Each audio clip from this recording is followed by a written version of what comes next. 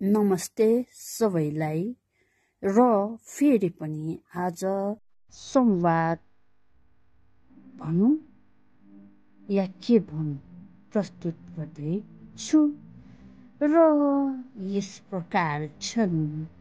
यहाँ आजकल सम्बन्ध होस् या पैसा, सम्बन्ध होस् या पैसा, झुटले लुटिएको एक दिन टुटिएको हुन्छ। झुटले लुटिएको एक दिन टुटिएको हुन्छ। सत्यलाई लुटिएको एक दिन जुटिएको हुन्छ।